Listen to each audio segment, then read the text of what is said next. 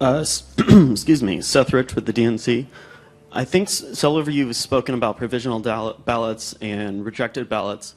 I guess we've looked at, as an outside practitioner with a vested interest in training our voters, how do we get better access to data that tells us why ballots are rejected, why ballots are cast as provisional, so that we can analyze that and then develop better training guides? Can one of the election officials speak to any work you've done with either the parties or other groups on that type of information?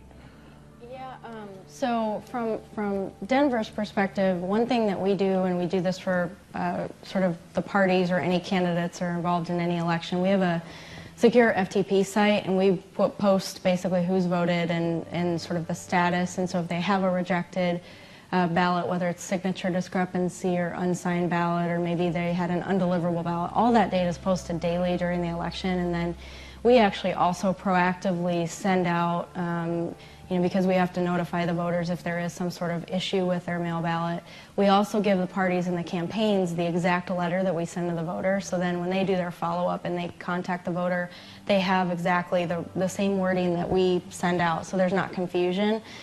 So we've found that actually giving more information and being more upfront with that data with the entities has been much more effective for everybody involved, instead of sort of holding it back. So we've tried to put it out there.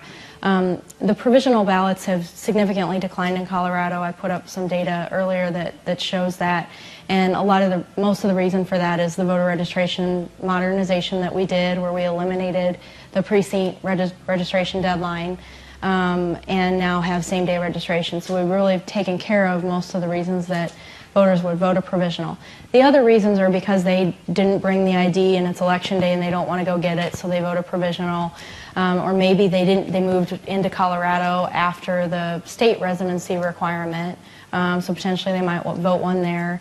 So there's very few reasons now why someone would even vote a provisional in Colorado, and if it does get rejected, it could be maybe they haven't gotten off their felony status yet, or one of the other kind of pretty straightforward reasons. So I think sharing that data, analyzing that data, and involving the parties and sort of the entities that have an interest in that to get them that data, and then talking about it collectively and working together on training and communication tools for doing that are all very important.